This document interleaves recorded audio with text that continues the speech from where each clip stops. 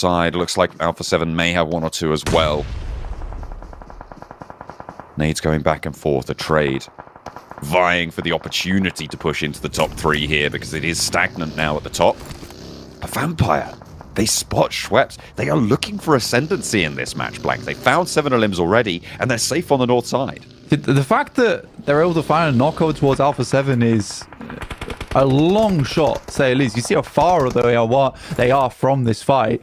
DRX sends downwards, and it really was a case of who's going to pull the trigger first on this rotate. They see a knock come through, so DRX is like, this is our prime time. Alpha 7 had done a good job to maintain a lot of that high ground, but not to be much longer. Now Alpha 7 need to move out into open ground. No. One found from BTR. GemForce looking to finish off the final player here, and that's them out. So DRX, last one's alive here. Alpha 7 get 3 elims, and DRX are now out 2. So all top 5 spots gone, and Team Spirit actually profit the most. They get 6 elims on the game. They're on 157 now, but this is a chance for Vampire to go for that catch-up game, to close that gap. And I mean, we said maybe it was out of the question. Maybe they didn't have the consistency. This is their time to strike back. 8 elims found on the north side of the circle. They're a little bit on the outside here, but with loops out to their west, this is a fight they can handle. It's crazy to see this. Vampires at the moment, they need to make a big run for the top of the table. We said it was about 22-point differential for them. They needed a chicken dinner and basically 13 elims to pop the cap over the top of Alpha 7. They do take a knock, and Stone looks for more towards loops. I mean, this is the game for Vampires. A roll down for loops. They want the fight. They're straight up into it, and it's good for 1. Immediately finding that knock, and there's no response. Vampire have lost 2 players now, and perhaps their dreams are shattered upon the back of Loops' roll up there. But they've still got 2 to play with, and they're still on a decent northern side position. Loops' descent here is really, really tough, and DX Xavier have angles on it too.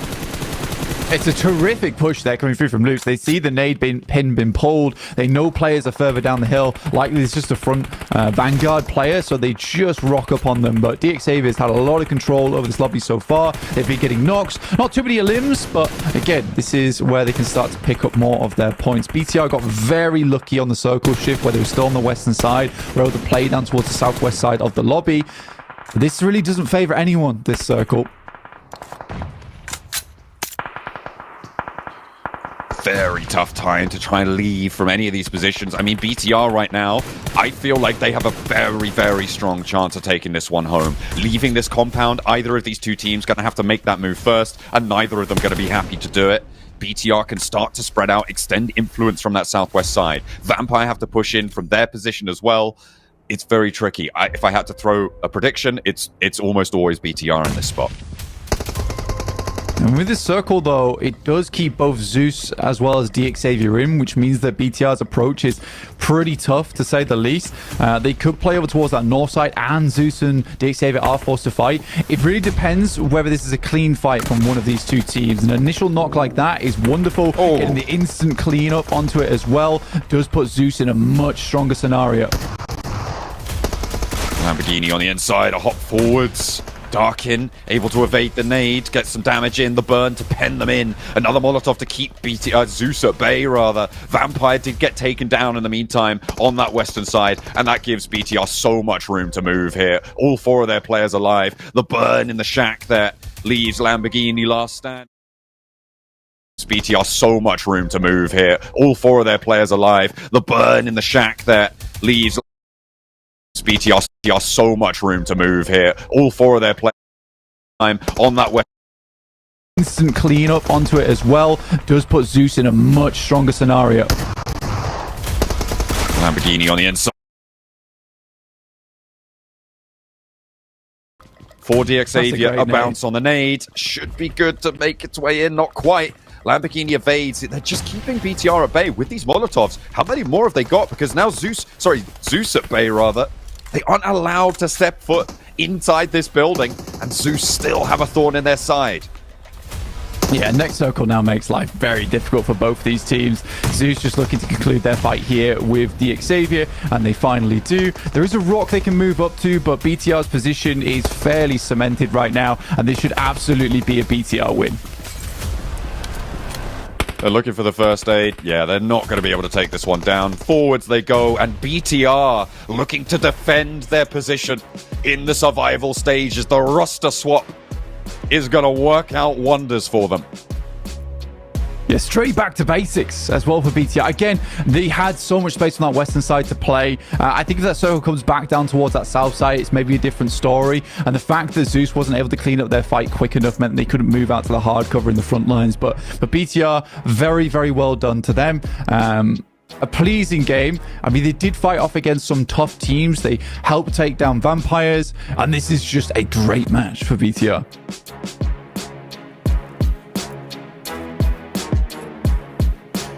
Well, roster changes. Kind of good.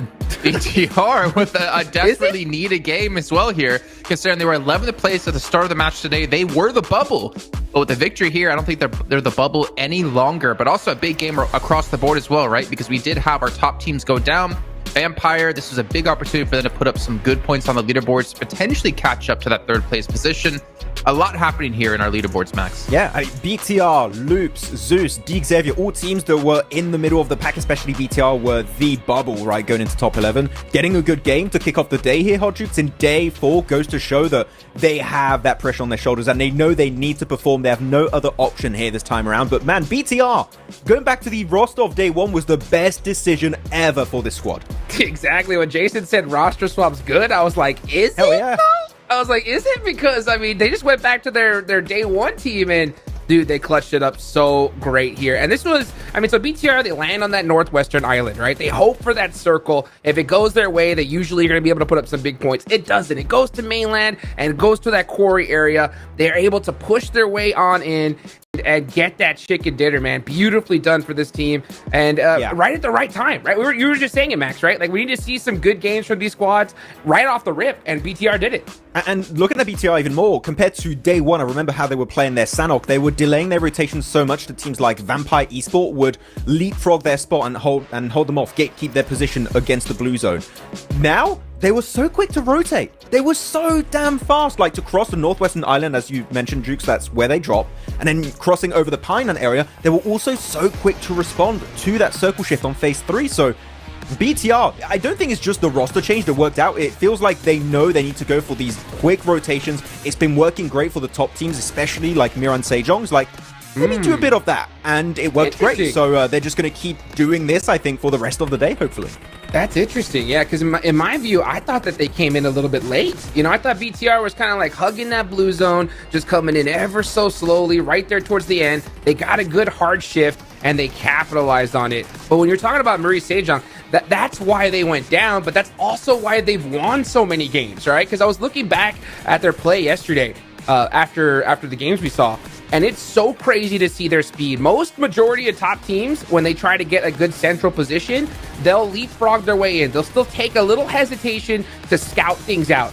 MSJ, they don't scout. They just full send it to the center, to the best compound to try and win the game. And it has worked for them in the past, right? And let's be real. If they won that fight with RSG, they could have won the game, right? But they didn't. So it's a coin flip risk. What do you think about them taking that right now, Max? What is scouting? That's really the question. Yeah. What even is a scouting? What is it? The thing is do or die right now for MSJ in terms of games. Or you go with a big game, you get the win, or unfortunately you just don't get much. And in this case, they didn't quite get much. But here's 17 points on the board, exactly what BTR needed. But Zeus here, man, we keep talking about this squad being an underdog team in this group, and they are currently solidifying their spot to go into the survival stage. So, man, Zeus, I'm actually really impressed. Them and Miran Sejong have been the 2 biggest surprises for me this tournament.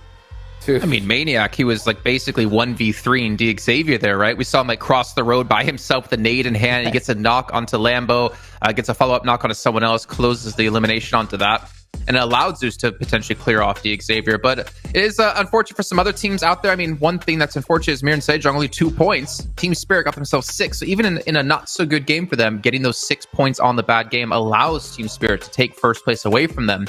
A little bit of a shame, though, as Demorte. We did see that crash onto the compound that Zeus had, but they lost the fight. And then D Xavier, if I'm not mistaken, was like, okay, you know, we'll kind of crash into here, but we'll just crash onto the west side of the buildings, and we're just going to chill here for a while and play replacements. It's so crazy. I mean, different strategies, just pulling it out the victory right there. I love to see that, especially from. I don't mind it. I don't mind when we see a team like kind of full send it to center and go out, because it means to me like they're going for the chicken dinner. They're not just trying to.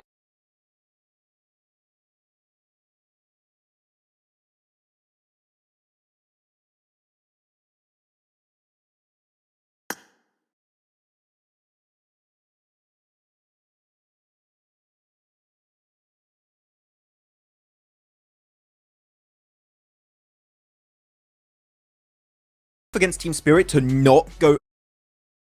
I really want to highlight that Loops saw that mistake coming out of Vampire and instantly sent it down to claim control of those rocks, which were going to be so important as a transition point. Sure, the circle afterwards is not quite favorable for them, Jukes, but I gotta say, Loops here, maybe also good change of mindset. They want to go for these big games, and that was definitely, at that point in time, the right move in my eyes.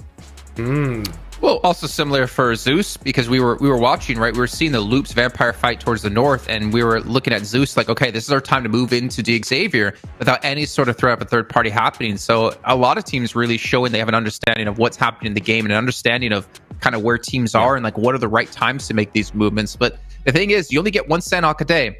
Now you go into the meat and potatoes of what we have. We've got 3 Erangels back-to-back and 2 Miramars back-to-back. And honestly, Baron Sejong, when it's come to Erangel, has looked phenomenal. I mean, you can see Hoxie in particular, most eliminations on Erangel, the most damage on Erangel. Then you have Elementrix there for Major Pride coming in with the assists. The thing is, South Korea in general is good on their angle, not just Mir and Sejong. Of course, they are going to be currently the leaders on this map, but DRX yesterday, Hodrix, they got second place on a chicken dinner on that map, and it was so good because it was against Alpha 7s. It's not just a small win. They are big wins typically, so they're currently in second and third place. Team Spirit, I don't know how long you can hold on to that first place, man. Going into a wrangle, that is going to be a challenge and a half, I'm going to tell you that. No, definitely. You know what? And when it comes to MSJ, I'm starting to get a little bit concerned for them here. And the reason why is because they're showing that kind of like recklessness of sending it to full center. The thing is that if other teams did their homework, right? If they recognize that, hey, we're one of the central position squads here, MSJ could be coming for us, right? Let's prepare for this fight. And that's going to make it 10 times more difficult for them because they've lost the element of surprise. So I'm interested to see if they're going to mix it up here. Well, any of you out there that are an avid esports fan, you know that South Korea is here to play after a big victory yesterday, and we'll see if Mir and Sejong can claim that title yet again here and get back that first place as we head into our first Erangel of the day. So we're back on over to John Allen and Blank to take us away. He used our real names. Goodness me, what a polite man Jason has become over the last Sanhok, because it seems like our teams have stolen that rudeness. They've been plenty insulting to the approaches of the top 5 teams. Let's see if Erangel is any different. That we will have to check out what's going over on this map. And I mean, for the South Korean teams, they're right. You know, Erangel has always been a very, very strong map for them, even back in the days of D plus Kiet. Some of their central positionings was really, really strong. And you saw it from Mir Sejong. This is where they take some of the most aggressive 2-2 splits and where they're able to find a lot of space around the map. We do have a somewhat horizontal plane path here that leans down towards the south side, giving Vampires that ability to get down towards Primos without too much worry. We'll see if Demuerte heads over towards Severny again. And we get another Sosnovka circle. That would make me laugh. Oh, I quite like that. That would be good. I do love a military circle. I feel like the rotations in Phase 1 become so much more interesting when you do get that military circle. It's one of the main set play scenarios that teams will have researched, of course. They'll know exactly what they're doing. And obviously with the introduction of the hovercraft, that has really kind of changed the dynamics of it all as well. So it's quite an interesting turn of events. But you generally only see 1, maybe 2 in a group this size. We do go quite far south, though. We do keep a lot of that military base in. However, it's probably about a 15% chance that we're going to see ourselves end up there. Not impossible, though, but very unlikely. Yeah, I think you need 2 circle shifts.